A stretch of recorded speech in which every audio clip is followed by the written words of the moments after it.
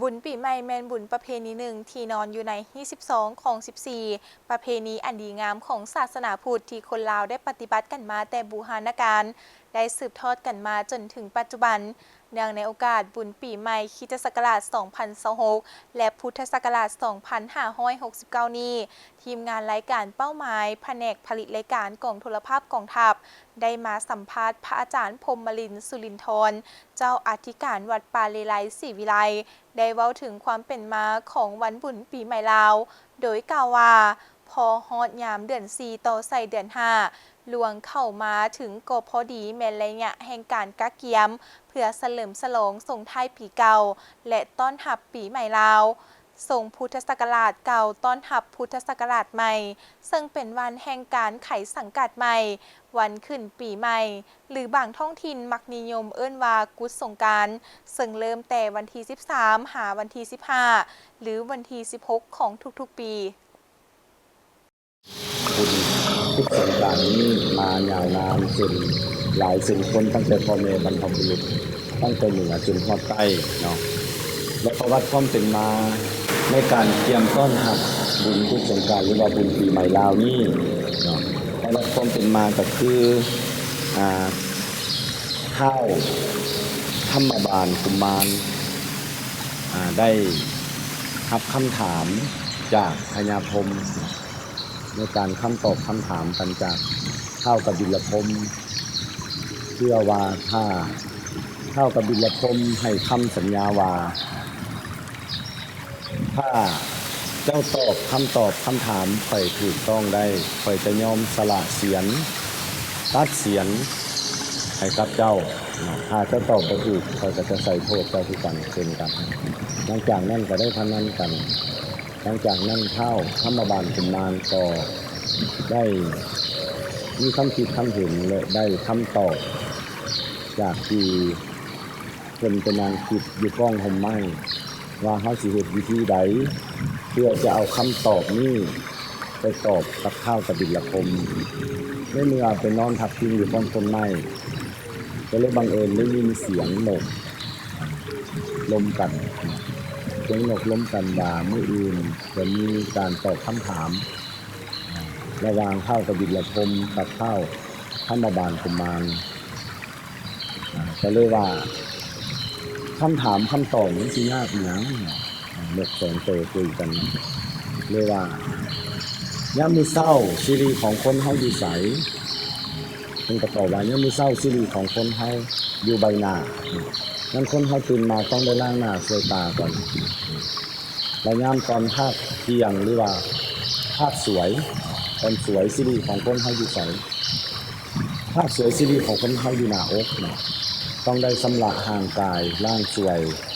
อาบน้ำล้างสวยห่างกายแล้วตอนค่ำเด้ตอนแรงเด้ชีวิตของคนเฮาอยู่ไสชีวิตของคนเฮาอยู่ปลายเท้าหรือว่าปลายตีนเนาะก่อนจะเข้ารับเข้านอนต้องได้ล้างสาล้างสวยปลายตีนก่อนเพื่อความสะอาดหลังจากนั้นท้าวธรรมบาลกุมารก็ได้คำตอบอย่างถูกต้องเลยได้เอาไปแก้คำถามกับท้าวกบิลพรหมหลังจากไปตอบท้าวกบิลพรหมได้ว่า3ข้อที่กล่าวมาถูกหมดทุกอย่างเฮายอมสละเสียงของเฮาให้กับเจ้าท้าวกบิลพรหมเลยจับหน้าออกมาตัดเสียงของเจ้าของเพราะนั้นลูกสาวทั้ง7นางก็เลยได้เอาพานมาหักเอาเสียงของพ่อท่านเป็นเสียงของท้าวกบิลพรหมตกใส่พื้นดินจะเกิดไฟไหม้โลกจะเกิดห้อนหนเป็นฟืนเป็นไฟขึ้นแล้วลูกสาวทั้ง7นางก็ได้เอาผ้าพานมาห้องหักเอาของเสียงท้าวกบิลพรหมไว้เพื่อบ่ให้ตกลงสู่พื้นดินทุกๆปีของวันพุทธสงกรานต์จะได้นำเสียงของท้าวกบิลพรหมนี้มาแห่ลูกสาวทั้ง7นางจะได้เอาเสียงของพ่อมาแห่ในวันสงกรานต์ในวันมหาสงกรานต์ตามที่ของประเพณีที่พ่อแม่บรรพบุรุษที่ได้กล่าวมาได้เล่ามาจนถึงปัจจุบันเราโดยย่อโดยสังเกตให้ผ่านพุทธศาสนิกชนผู้ที่ได้สืบสานตำนานความเป็นมาประวัติ ของบุญทุกสงกรานต์กิจกรรมในการทำบุญทุกสงกรานต์ปีใหม่นะฉะนั้นชาวพุทธลาวเฮาหรือว่าคนลาวเฮาอยู่ต่างถิ่นต่างแดนก็ดีหรือว่าทุกประเทศก็ดีที่ฉลองทุกสงกรานต์เนาะก็ได้ให้หาค่าเกียมบ้านเฮือนให้สะอาดปัดกวาดเมี่ยมให้จบให้งามต้อนรับปีใหม่เนาะจุลศักราชปีใหม่เป็นจุลศักราชที่จะต้อนรับเป็นปีใหม่ได้ทำความสะอาดปัดกวาดเรือนจานสำหรับทั้งหมดทั้งมาเฮาก็ได้ตรวจตาเบิ่งเสนาสนะของวัดยาเนาะได้เมียนสถานที่พื้นที่ประดับย่องเนาะตามหัวตามกำแพงตามศาลาตามบ่อนะครับชาวพุทธศาสนิกชนที่จะได้เข้ามาทำบุญทำกุศลและจะได้เข้ามาใส่บาตรหยาดน้ำและจะได้เข้ามาพดสงฆ์พระพุทธรูปตามที่ของประเพณีมีไว้ข้างหากะเกียมประดับประดาตกแต่งในการกะเกียมเพื่อให้ความสดสวยงามความสะอาดเพื่อต้อนรับปีใหม่บุญทุกสงกรานต์ให้อาตมาภาพก็จะขอฝากธรรมะย่อๆในการให้ชาวพุทธศาสนิกชนไม่ว่าจะเป็นหนุ่มน้อยก็ดีนะไม่ว่าจะเป็นวัยหนุ่มในการเล่นทุกสงกรานต์ให้มีสติเนาะแล้วก็ให้มีความหักแพงให้มีความระมัดระวังในการเล่นเที่ยวเนาะและให้มีความกตัญญูกตเวทีต่อผู้มีพระคุณก็คือเส้นคุณบิดามารดาคุณครูบาอาจารย์มีการไปสมมาคารวะผู้ที่มีพระคุณเส้นพ่อแม่ปู่ย่าตาทวดหรือผู้ที่เคยเป็นครูเป็นอาจารย์คิดสอนต้องได้ไปทำสามีจีกรรมพ่อแม่ครูบาอาจารย์เนาะทางองค์การพุทธศาสนาศูนย์กลางของเฮาทุกปีจะได้ทำพิธีสามีจีกรรมสมมาคารวะพ่อแม่ครูบาอาจารย์ประธานองค์การพุทธศาสนาและสมมาคารวะพระมหาเถระอยู่ที่พื้นที่ของตนเองและก็ทั่วประเทศและก็ทั้งศูนย์กลางโดยจัดเนาะเพื่อให้ลูกหลานชาวพุทธลาวเฮา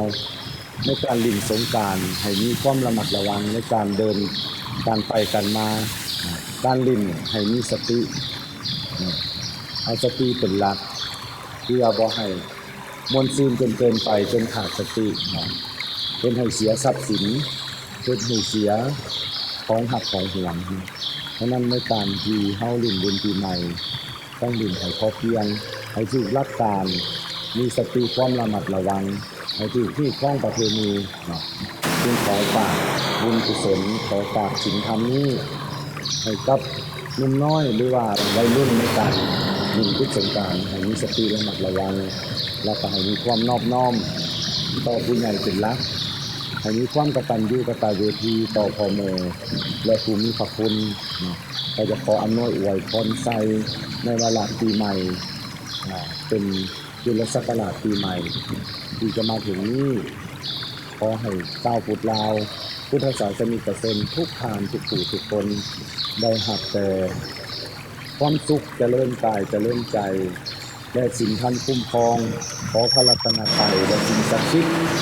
เทวาอาหารคุณบ้านคุณเมืองสิ่งศักดิ์สิทธิ์ผู้บูรพาจารย์จงมาอธิบายมาเป็นเดชเป็นเดชะเป็นบารมีเป็นบุญกุศลมาปกป้องรักษาชาวพุทธศาสนิกชนให้อยู่เย็นเป็นสุขคนโลกคนโศกคนไทยคนขอบกินเมืองไทยเสนียดเป็นไทยทั้งหลายไทยที่ว่าทั้งปวงขออ้างอิงเอาสิ่งศักดิ์สิทธิ์ที่คุณพระรัตนตรัยช่วยทั้งสามต่างๆจงมาเป็นปฏิปเทจงมาเป็นเดชเดชะเป็นบารมีคุ้มครองชาวพุทธลาวของเราอันนี้ก็ความสุขความเจริญทำมาค้าขึ้นอยู่ดีมีแห่งสุขภาพถึงแข็งทุกผู้ทุกคนทุกทานด้วยเถิด